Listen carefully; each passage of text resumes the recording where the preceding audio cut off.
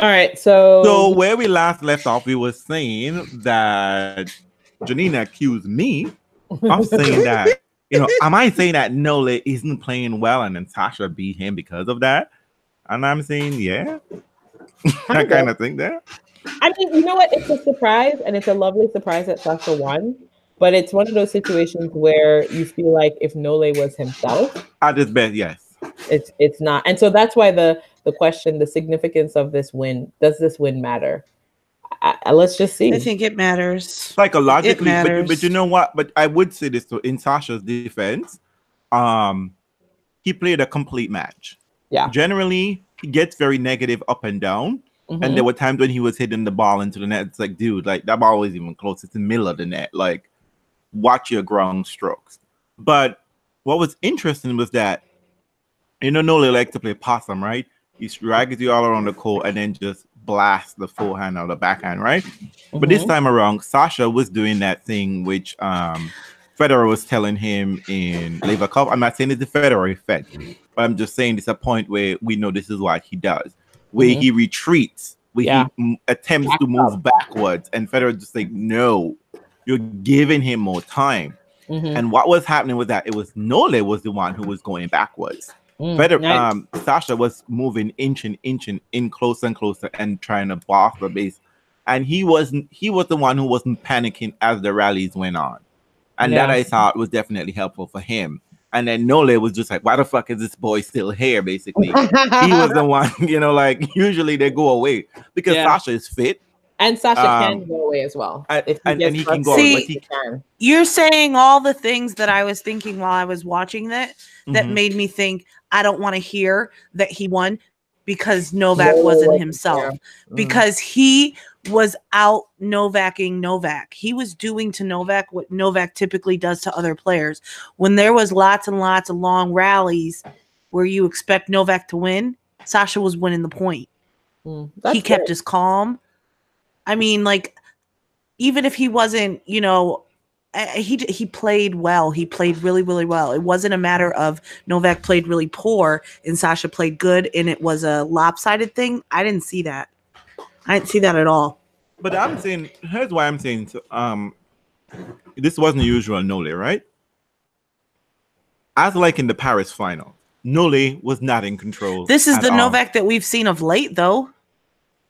Which Nole? You see, this is why I'm saying Nole is like this isn't 2011. But you see, but here's the thing though. Nole all throughout the summer and all throughout until he got to the finals, except the Federer match, which is which is an oddity because Federer is like the only player who can really play Nole on different terms, where everyone else tries to out Nole. Federer just like, I can't do that. And we're not doing that. We're not playing that game. But Nole is unstoppable until he gets to the final. And then he gets to the finals, and it's like a meek version of Nole. He's not aggressive. He's not serving well. I mean, throughout this tournament, Nole wasn't even dropping points on serve. I know. He had like 31 or 32 consecutive points on serve. I mean, he played Kevin Anderson. He treated Kevin Anderson so like it was Sarah around across the net. He was just like every single service game for Kevin Anderson. Nole was in it. Like he had break point. So this is what I'm saying, that Nole is having a difficult time. Nole wasn't even breaking a sweat throughout the whole tournament. The whole tournament. And then he shows up. I mean, like, I'm not saying that Sasha wasn't playing well enough to win. For sure, yeah. For sure. But what I'm saying is just like, had it been a 3-set match, I would have been like, okay, Sasha really played out of his mind and he out Nole.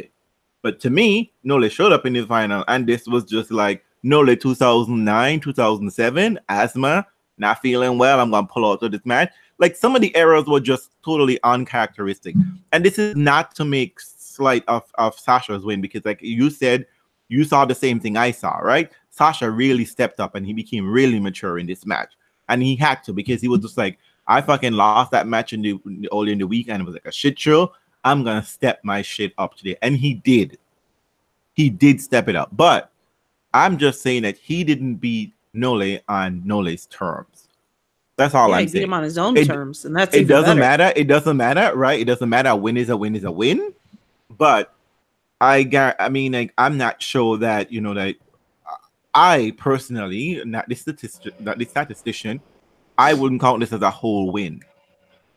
To me, I mean, if I see Sascha handle, it's a valuable win for Sascha psychologically, for Sascha, and it's a big point and big money. And you know why? He could tell Sissy Fat shut the fuck up. Yeah. Just me. Like, he is the new he's the king kid. Yeah. But I'm hoping that I would see this translate. I want to see.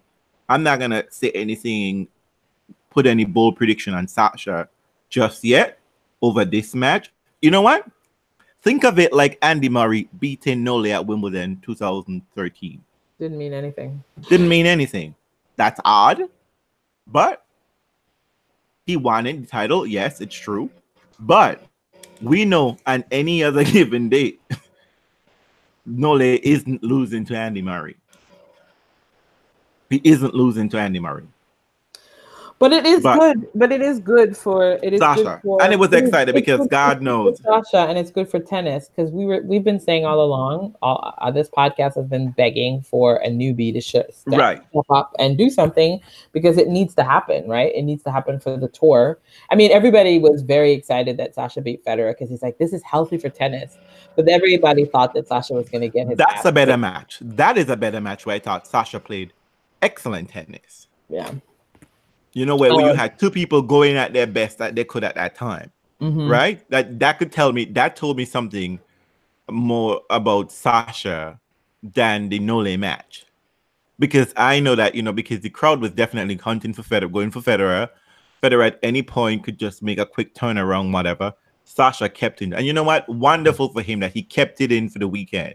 Federer gets that second set, he wins that match. True.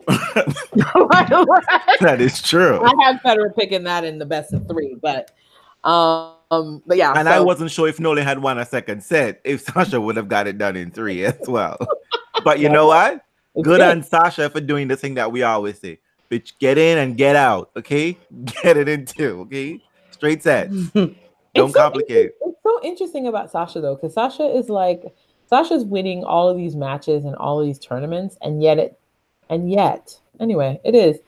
It's like it used to be a signifier when you win like a Masters, right? Because that used to be a big thing. Because we talked about how Sascha was doing the Andy Murray, but it's fascinating because I've often thought about Sascha's wins in these finals, in these Masters finals, as a kind of weird win, right? Like he beat Federer with a hampered back. He beat Nadal, who was obviously just not Nadal. And then he also beat Djokovic when Djokovic was kind of like, meh. He's been sort of like very fortunate to encounter these people when their powers are not. But you know what? Enough, and it's really, but that doesn't take anything away from it. But it's just really because many men have meet these players at that same level and lost it. And lost. Exactly. So, it's true. That's exactly the truth, because it's not easy to win when these people are at 75. They're never at their best. And trust me, 9 out of 10 times you don't meet them at their very best. But you just fail to recognize the weaknesses across the net. But Sascha has never encountered them at their best. And it's really interesting when he's won against them, he's never gotten them at their best. And so I think he's a little bit like I like Sascha, but I think he's a bit of a soft champ, like he's gotten these really great wins against players that he's supposed to beat, but he's never gotten them when they're at their peak. Well, you know what? He said something, like I think he listened to a podcast, or we listened to the Rail thing. But he said one of the things in his speech, he said his coach, like we're working, we're building. Yeah, and I was like, that's it. That's it, Sascha, because you cannot, let me tell you something. You come out there and you boss Nole around like how Nole does the boss and Debacle around. I'm going to say you need to piss in a cup right in front of me. And I'm taking that to someplace else. And he's signifying, I think his team is really smart, and I'm glad that Lendl is there. Lendl is not, like a hurry champ, like you need to go rush crazy, whatever.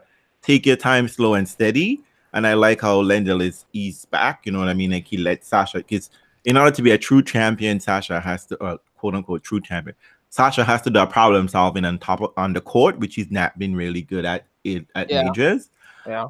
But one of the things that Sascha made to stress was that, that he and his team are building. They are not looking to race to the top.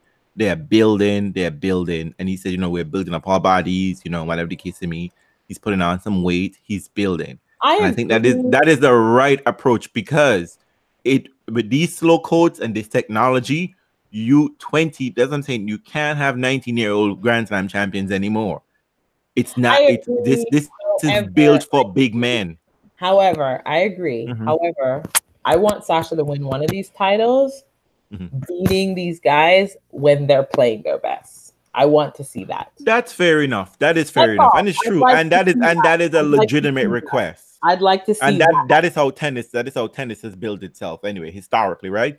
You beat the old champion at their best when they're at their best, and when you're coming up and through whatever the case may be. And also, if Kachanov had beaten Nadal at U.S. Open, do you know what I mean? Right. Like, he's coming for you in a hardcore way, or Delpo, or how Delpo got his wins. Do you know what I mean? Right. It's like, that's when you feel like that person has. Delpo got that legit win, right, in 2009, and it was broken. That's what I'm saying. It broke him. But that's one of the last few times when people have broken through.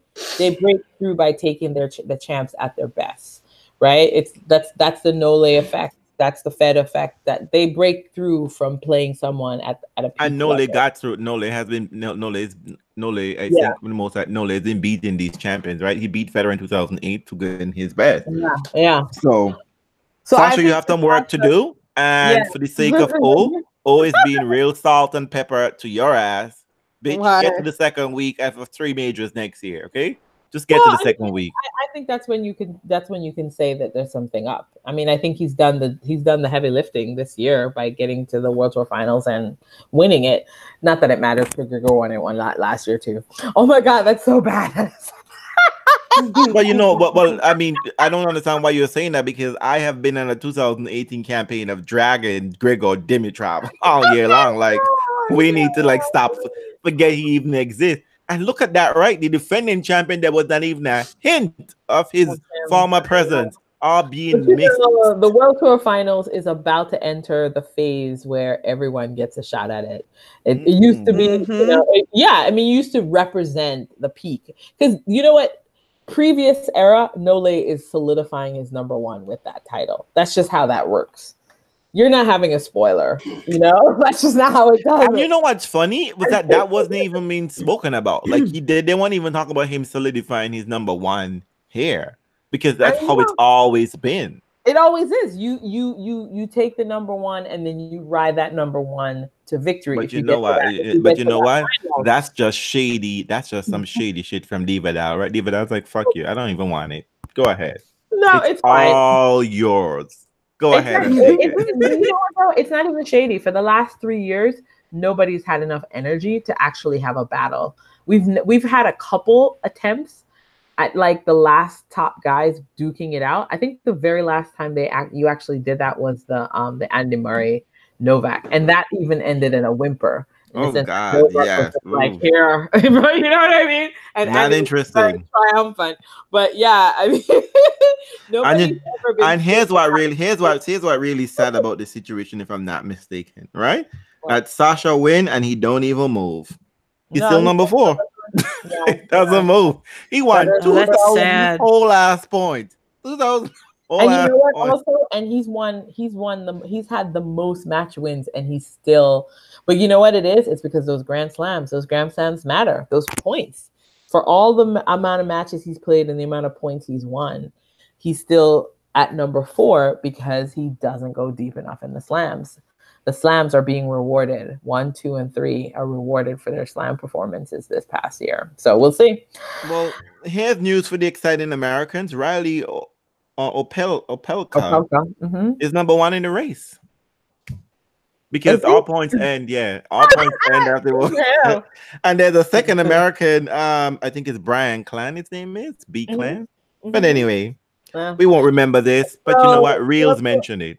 But moving on. So congrats to Sascha. I'm excited about your win. I really wasn't excited about seeing Nole, and I'm happy, you have a little personality, but we need to judge it up a little bit more, okay? Judge it up. Judge that shit up, boo.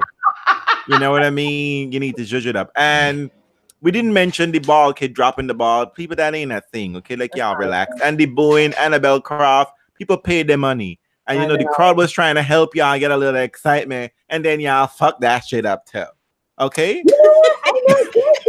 The tennis's reactions to boos is so funny. Again, in England, in fucking England, they invented hooliganism. They invented hooliganism. It's like, wow.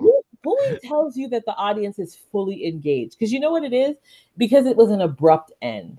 Do you know, it's like you feel like there's this comeback and you feel like you're possibly going to get a third set. They were booing at the fact that they're not going to get what they wanted. That's really what it is. And it's like, that tells me that the audience is fully engaged. The last time that there've been boos, it's been, I mean, obviously people are upset about it, but it's been Federer matches. And it was Federer, Nick Kyrgios. Because it was exciting and it was like tense and nail biting and the audience was fully engaged. Similar, it was Delpo and Federer. Again, what was it? Audience fully engaged. It's like anytime the audience is fully engaged in a tennis match, there's always this conversation afterwards. And I'm like, do you guys want people to enjoy tennis or don't you? Like, and they should have let Sascha handle the booze, not Annabelle, girl. Annabelle, I know. Everybody was cheering her as if she did something weird. God, you know that drives me insane. Like mediocrity being celebrated, like doing the bare minimum. Like, God damn. Because Linda didn't care. Linda's like, take the boo. Because if you're doing it right, you're gonna get booed. Exactly. You're gonna be taking out people's faves. That's the whole point of it. So what you think you're gonna get celebrated for beating Fed? No, motherfucker. Take the boo. Because that means that you have won. And it's like, and that makes you stronger. That's part of being a champ. And people forget Agassi and Federer. Agassi versus Federer. When Federer was kicking Agassi's ass, Federer was getting booed. It's a part of this. It's a part of you establishing yourself as the new person in town. It's tennis just drives me nuts. Tennis don't take itself seriously, so therefore I can't take it seriously. What? They're crazy. They don't understand anything. Booze. You don't understand passion. When someone boos, they care. Let me tell you, people were losing matches at the World Tour Final and the audience was not reacting because they didn't care. I know, right?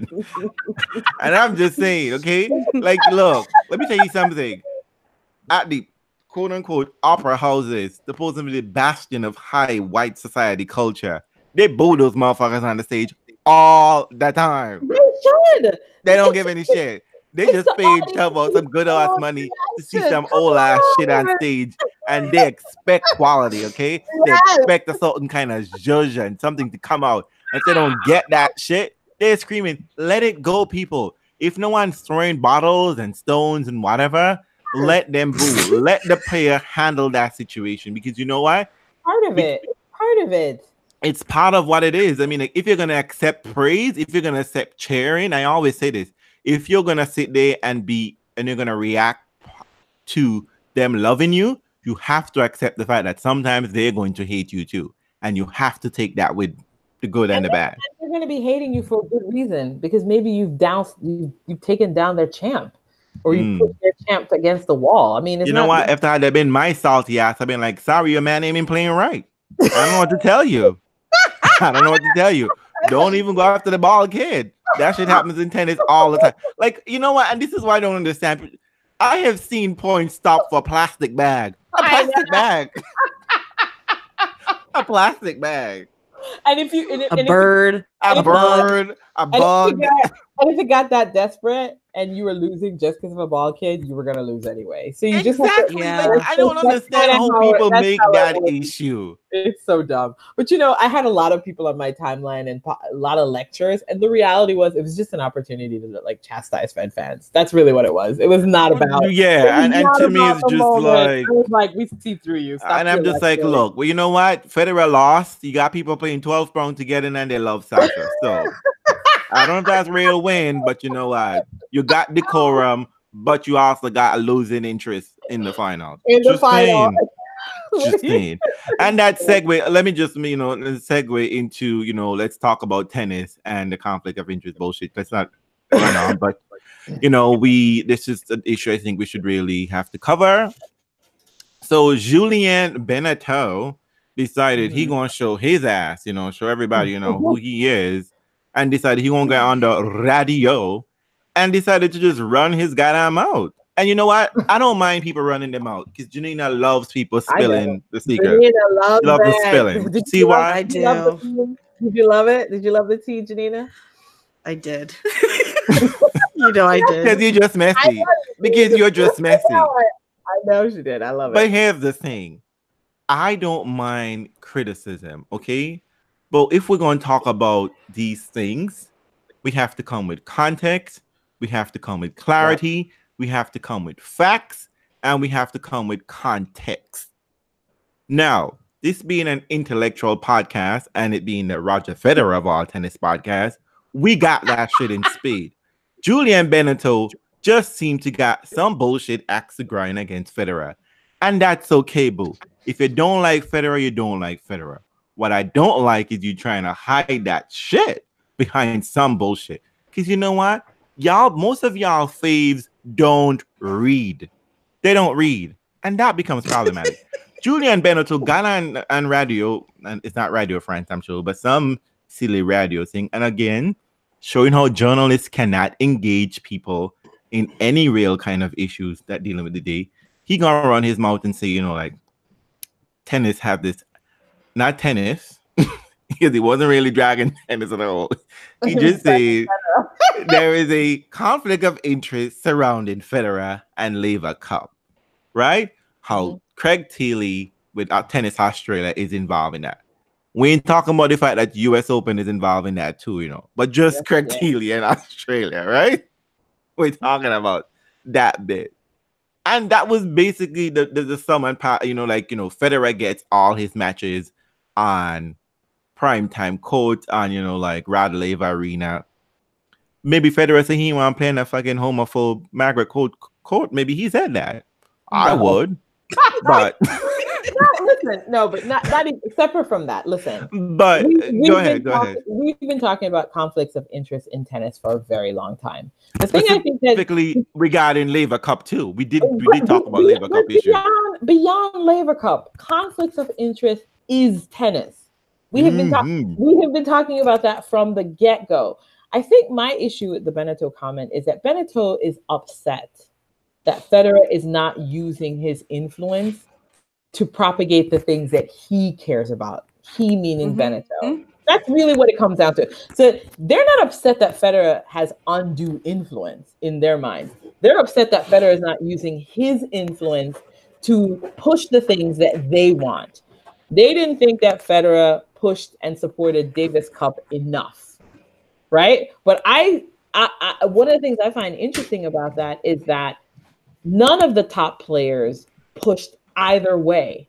Djokovic didn't say anything. Andy Murray didn't say anything. They're actually on the Players' Council. Rafa Nadal didn't say anything. They didn't say anything. So what the question is, in many ways, all the top players have kind of taken a step back and said, listen, this is not about us. This is going to be the next generation of players coming up. So these people need to be the ones to talk about what they want. Because for God's sake, the top players have been saying what they wanted for Davis Cup for years. And Davis Cup has ignored them. So this feels to me still like a holdover for Benneteau from the fact that Federer should have helped us save Davis Cup. Okay, boo. I don't understand why you think he should. Your French people didn't help save it either because they voted along with them. They voted for it. So this is the thing. Like, I hear only negative things from the French player, but in the end, you yourself didn't have enough power and impact in your federation, and they voted for all the changes. So that's one part of it. But the second thing is, if you're going to critique conflicts of interest, they do exist in tennis. And I think that's a very valid critique. But that's also seemingly the way tennis does its job. Like, it's all about the relationships that you all establish with each other to run the various things that happen. The commentator becomes the coach the coach becomes the tournament director. The player is a tournament director even as he's playing. I mean, these are all, it feels to me as if this is just how tennis is operated. So to single out one particular player, Novak Djokovic's family used to own a tournament he used to play in and pay people. Y'all created a whole brand new challenger event in Glasgow, Scotland for Murray, and his ass didn't show up, and no one talked about that. But Benneteau didn't have interest in that. Benneteau was only interested that Federer was getting a bigger slice of pie for Nole. Here's my point with that. But one thing, let me just stop with the Laver Cup part. Listen, you have to stop being upset with people getting paid to play tennis. I don't understand that. Benneteau is resentful of the fact that Jeremy Shadi got the spot, and not he. No, but he's upset that players are showing up with guaranteed money. Who is turning down a salary for showing up for 3 days? $250,000 girl, $250,000. I'm telling you, if y'all for $250,000, if y'all want me to walk around half naked, it's done. It's done. And can I tell you something? I've been to Laver Cup and I've been to the World Tour Finals. Can I tell you which one was more enjoyable? Oh, you're gonna tell me? You ain't gonna tell me? I don't have to tell you because you yourself experienced it and saw it on TV. Which of those experiences would you pick? And imagine I found kind of interesting. Just kinda. In that matchup. But see, this is what I'm saying, right? So people are upset because I think at the fundamental problem is that Laver Cup is an enjoyable experience, and they are afraid of what that means. And they didn't get an invitation. But you know, but you know what? I secretly suspect that Federer and other people had gone to the establishment and mentioned this shit to themselves, mentioned it to them, and they rejected it because conflict of interest. They were not in control, and that's part of what it is. Because to me, the Laver Cup looked like something that they believe can grow and swarm everything else, and it's gonna be because you know what, Laver Cup. They wanted a team event. They want a team event. They are dying for a team event. They're like launching another one, Tennis Cup. But here's the thing too. Here's what was funny about the Laver Cup. Laver Cup is only 2 years old, people. Only 2 years old. So whatever problems, y'all fighting a toddler. Y'all are fucking fighting a toddler. Okay, y'all are fighting a toddler. This is how y'all are coming across, right? It's like the daddy is being upset because the baby's getting all the attention.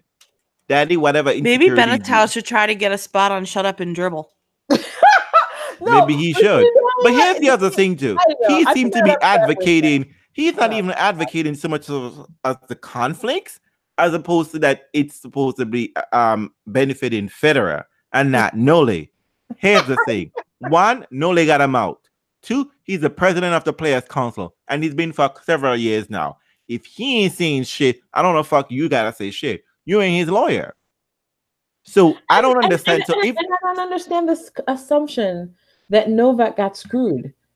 I thought the assumption was that Novak got exactly what he requested. In that this is still this question of the Monfils match, but I could have sworn. Now you could have sworn it is true. No, they said it. Novak they wanted a day match. They wanted a heat because they knew it would have killed Monfils. Because Novak knew that Monfils match was going to be dangerous. Had it been at night, Novak had it been because Monfils was playing well. He knew that. Agassi said it as well. So I don't understand how you think it's unfavorable to Federer. And again, y'all are upset at market forces. Y'all are upset at capitalism, and we can have that conversation. We can definitely have that conversation, but that's not the conversation you're trying to have. You're just trying to be mad that the system isn't working for your friend. And that's my problem with Benneteau's system. This is my problem with Benneteau. Is that he's not even advocating. He's not even advocating how the system is unfair to all the other players. He's just saying it's unfair to Nole. And boo, I don't understand what you're talking about. Because you know what? Here's how Nole's not gonna beat Federer. Because one, he ain't Federer. Two, he don't got the personality. Three, I don't know who the fuck is sponsoring Nole. Every week he got something new. He got Lacoste shirt. He got Asics shoes. He was an Adidas some time ago, and he have Uniqlo Give the Love. That's a manic mind, a manic branding. I can't deal with that shit. No. See, no, this is not even it. This is the thing. You can't. The thing that I find puzzling is the very tool that they use as weapons against the women's game is the same tool that they're trying to use against Federer. Let me just let you know, if the tournaments tell you who people want to see and they place that person there and the tournament makes money, that is how you have been seeing the prize increases.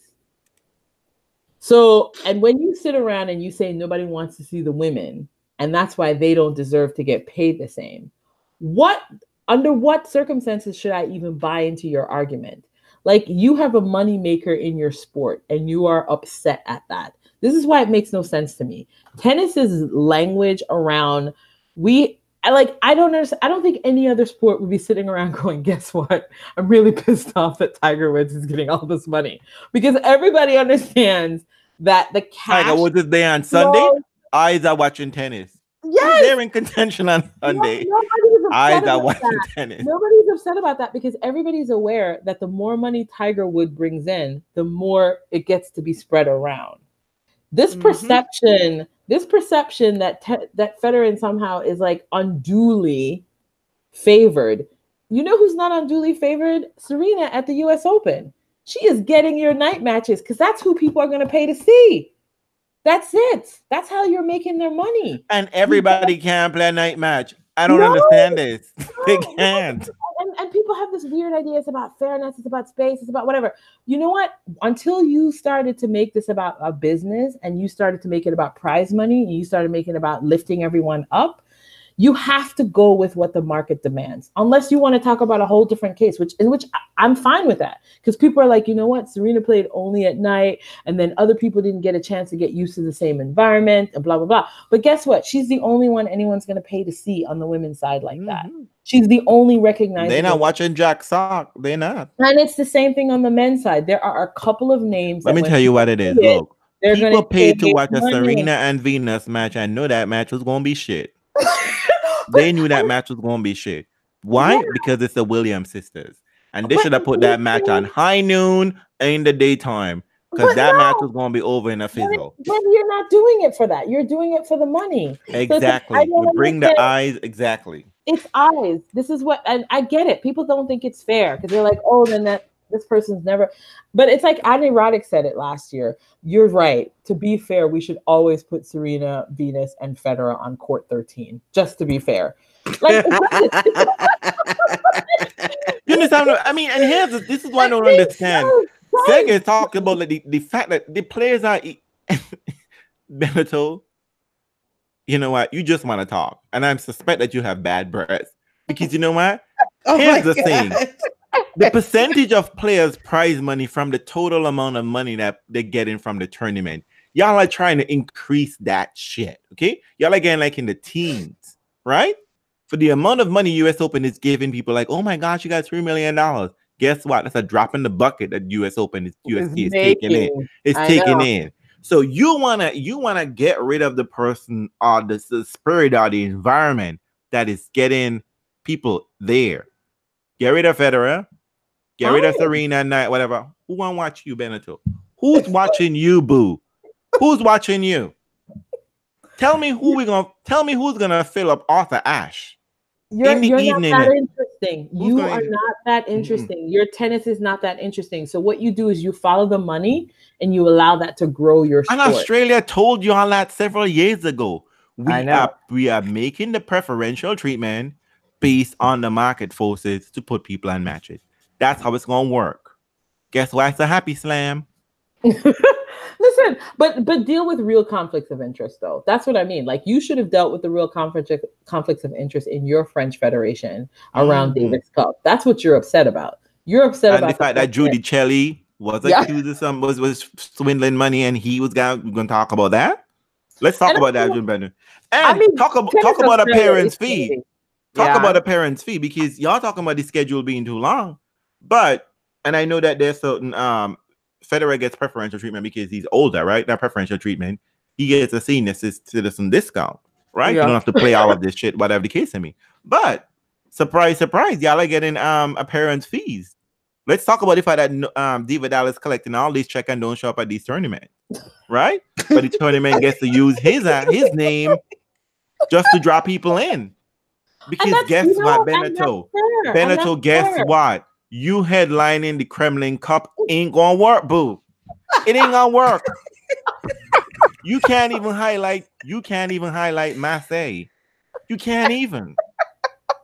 So what are we talking about, Benneteau? If we really want to get into the meat and the potatoes, get into the meat and the potatoes. But here's the thing, boo.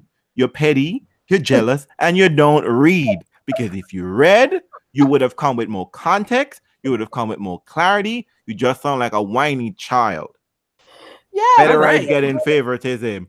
Federer, look, surprise.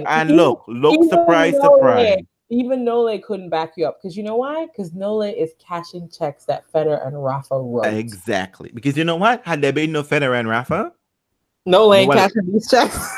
He wouldn't have been cashing these checks, even though he would have been dominating. Because nobody likes him.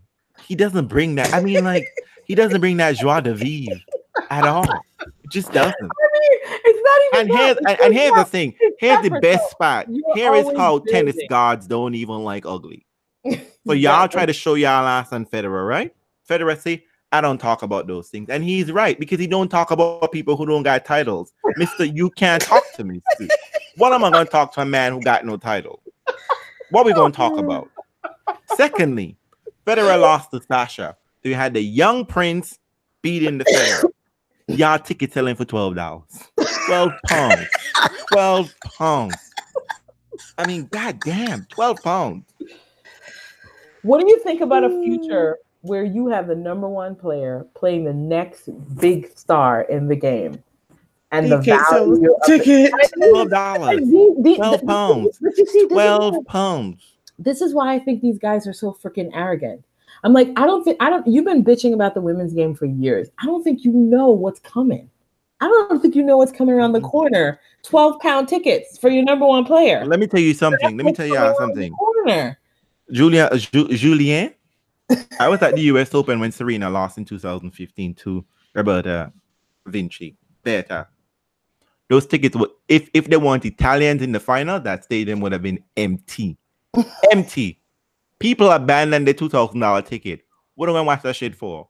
They don't want to see that. When Nole in 2014, the year before, when Nole and Federer lost in the semifinals, boo, you could have picked your seat. Pick your seat any way you wanted to sit. It was the Japanese contingent that made that crowd look like there was somebody in there. I'm telling you that. Look, when Serena played Caroline Wozniacki that same year, most people probably didn't like Serena, but it was the moment they wanted to show up there.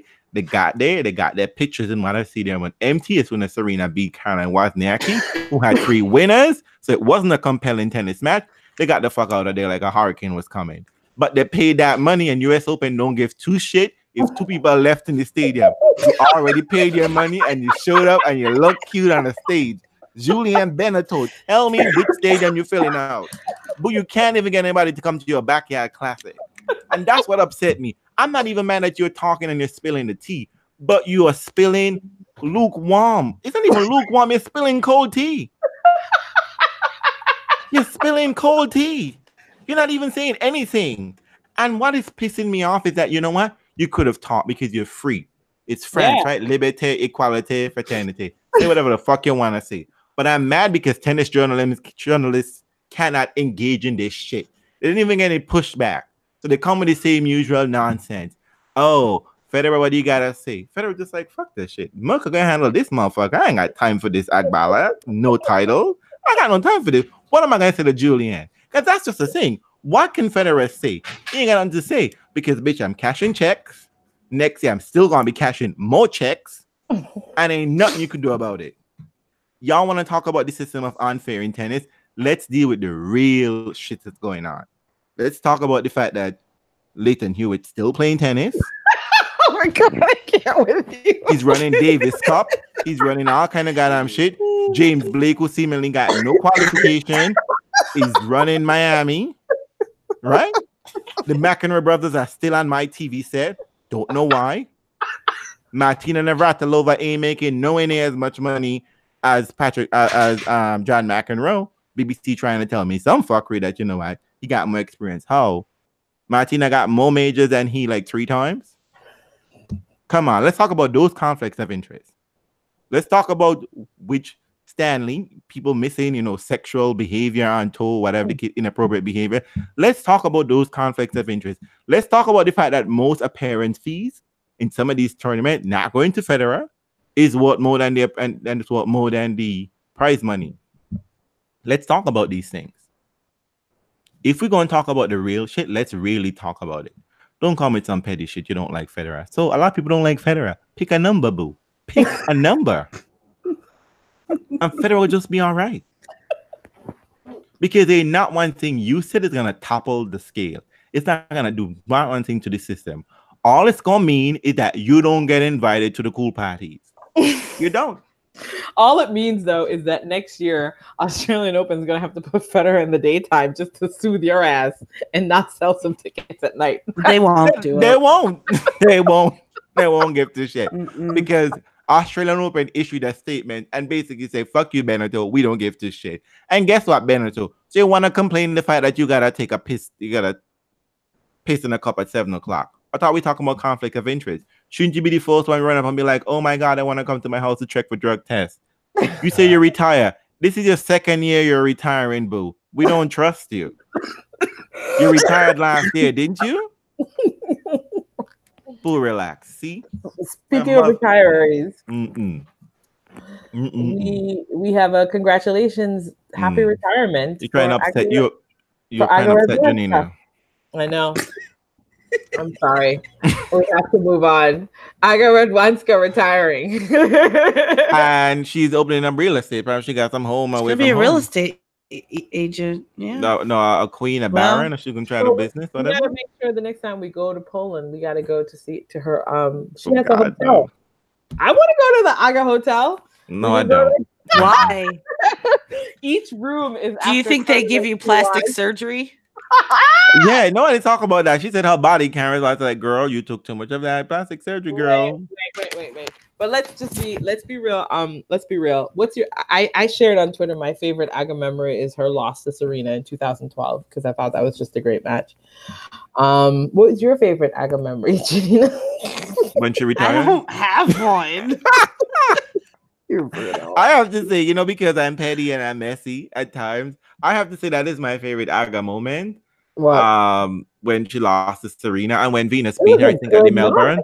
It was a solid match until Serena was just like, what the fuck am I doing here? Fighting with Aga? The fuck? 4 aces in a row? We're done here, girl. We're done. I will say that I appreciated that she gave people a lot of opportunities to write Ninja. And that, you know what? I always and she plays smart tennis. Ooh. I know the fact that she was the only one using her brains out there. Whew, that was one thing. But I will say, I'm sure Vika had a lot to say about that, though. Vika. But I will say though, I also will remember Aga that body issue where Aga basically admitted that she had no interest in gaining muscles. It's true, and I've seen Aga in person, like really up close. Yeah, I swear to God, it looks like it looks like toothpick in wiener sausages. Her feet are so slender. But you know what? I have to say though, don't retire like that. Because Aga was on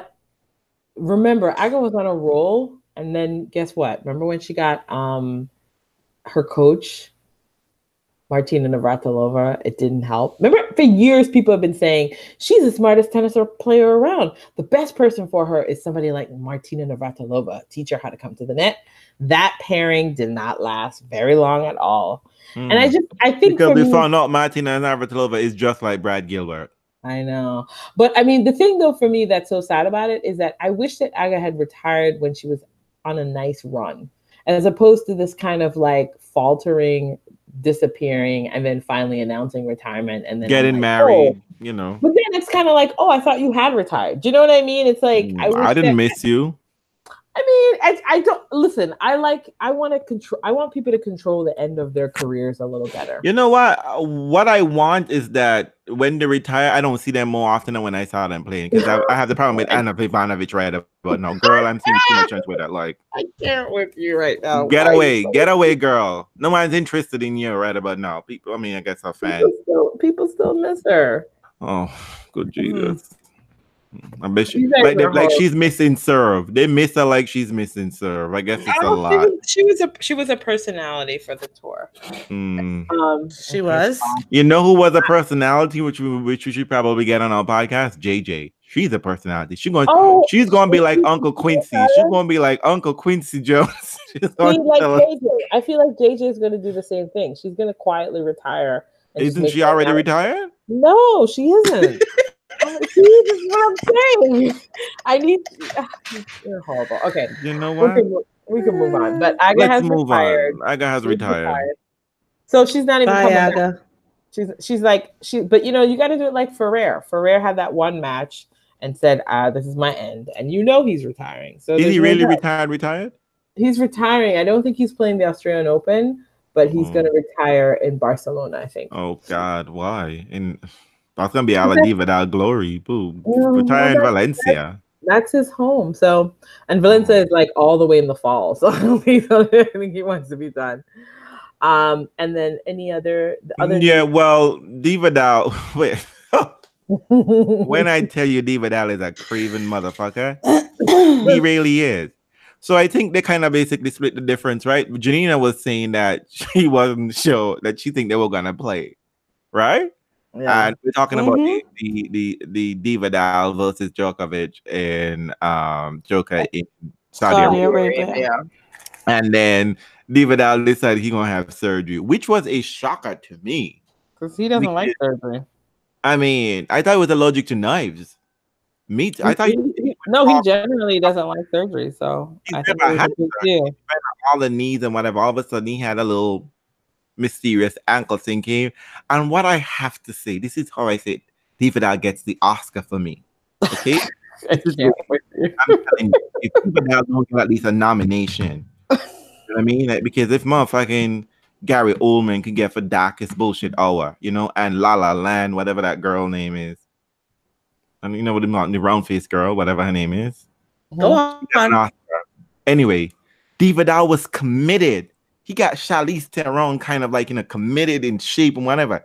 He got into a wheelchair. He got a cast. He got them to push him out of the hospital. He did the whole 9 yards. Took pictures. He got people to sympathetic cry and be like, you motherfuckers haters, and saying that Diva is faking an injury, like whatever. Well, guess who was right? Real was right. Because no longer soon after Diva is showing and he's walking perfectly fine. And he announced 2 days into Saudi Arabia. Shit. And then left Djokovic holding the bag. Right? And Djokovic has to be the one to say, well, I don't think it's gonna happen anymore because you know Diva is injured. I mean, that's some shitty, nasty shit. That's fucked up. Rafa no speak English. That is so fucked up. That is a fucked up shit. But anyway, you know, so it's they say it's canceled. Saudi Arabia say it's been postponed. So we'll see how that goes. I think I think it's been postponed enough. Listen, they know how the world works. They're gonna be like, there gonna be worse things going on in about 2 months. Like we might be able to stick it in there. So we'll see how it all turns out. Closing things out, we have a few coaching changes, which we don't really care. The only thing I'm excited about is, Simona. Really what I thought was interesting is that Darren Cahill came out. Simona and I ended our affair immediately. I guess wifey found out. Did he use that word? He did. Shut your mouth. He said he needed to stay at home. But Darren Cahill's really TV. What's that word? Okay. Remember when Darren Cahill was supposedly thinking about coaching Federer, and the same thing he said, like, oh, he wasn't allowed to travel, and then like 2 months later he took a coaching gig. I thought Federer said, and I'm sure he did. Thanks, but no thanks. I think he came in for questions or something, like an official interview, which I think is great because I better realize, just like I did, that's not a killer Cahill. But so their coaching relationship came to an end. I didn't realize time had gone by, guys. It was 4 years. He was with her for 4 years. I did not realize that. But I'm kind of excited to see whether Vika makes the return of Wimfacet and Vika. I hope that bodes well for Vika. I still want Vika to come back. What is this? Vika 3.0, 3.5, 3.6? 8.2.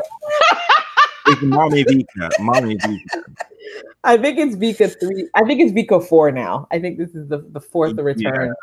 I enjoy it. I enjoy you know what I enjoy about Vika the best? That she drags the press. She drags them to shit. She's just like, you don't like me? Guess what? I'm not even trying to get you to like me. Well, I'm happy that she moved down that road because there was Vika 2.0 was trying to get the press to be on her side. She was doing Stop it. Don't worry about them. We got Margarita we got Gabini out here trying to find her inner soul sister. So it'll be good. And Angie, you saw that picture, right? Black, I know people try it, but she's just living her best life. And I'm enjoying. Bring some personality now. Don't bring that sassy black girl voice, but just bring some personality. Don't bring out the bronzer. Don't bring out. I can't with you. But I will say the WTA makes up for all the craziness. They give us all the personality and the drama that's sorely lacking on the men's side. Okay, so wrapping up is seeing Angelina Brown, so she got to sleep and she got to work tomorrow. I got to work tomorrow, but whatever. Anyway, I know it's so bad. I looked at my schedule and I was like, why did I schedule so many things back to back? I don't know. There might be getting a half dead person tomorrow. Let's just hope I continue to be articulate, as they say. This has to give you a two-parter. There's a two-part special for this one because technical difficulties. There'll be 2 podcasts coming out tomorrow. Oh, you know what we have to do? We have to do our year-end rewards. Yes, we'll do. That's what we have coming up. That's actually what it is. Like to present. I've already given Diva that best actor. There's just nobody who's going to take that crown from him. Just nobody. No, what I really want is I want to hear anyone, if you guys even make it through this podcast, if you could choose your top 8 at the World Tour Finals for whatever goddamn reason, it don't matter, points, nothing. Exactly. Who would you pay money to watch every session? Every session. Give us your top 8. Give us your top 8. They have to be. They can't be a retiree. They can be. They're on tour, but they can't. No retiree. Right. And you can be in the challenger circuit too. So Chad, you got to pick. You got your pick there. I know. That's why I said it could be anyone on tour because I'm hoping Chad. Active player. Chad's just be MAGA. It can't be MAGA. No MAGA. No. Only rules. With all the rules. No rules. Only thing is no retirees. That's it. No retirees. But you can pick anybody. Sam Querrey, Isna combination. I'm gonna. That tells me a lot about who you are. Stop judging. You can't tell people who they can pick. You can be like, it's pro-American. I'm American. Yeah, it tells me so much about you. That's fine. I know that about you. You got deep inside. It's been fun. I'm happy to be back in the good old US of A. Sort of. Are you? Shot. Not really.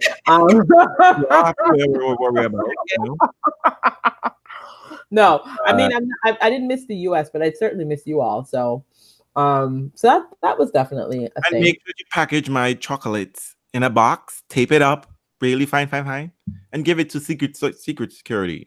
Okay, this is a trick question. Do you want it shipped, or do you want me to just hand it to you when I see you next week? Ooh. You can hand it to me if you promise you won't forget it, because then you have to walk back to California. I need to eat my feet. I know. Fair enough. So we're ending the podcast. We're supposed to end it like 35 minutes ago. The ladies. Yes. Me? in DM. So first, comment below, people. This is our penultimate podcast of the year. And enjoy it. You got two for the price of one. If you forget anything, you can have it in the comment discussion below. I'm always willing to engage. Bye now.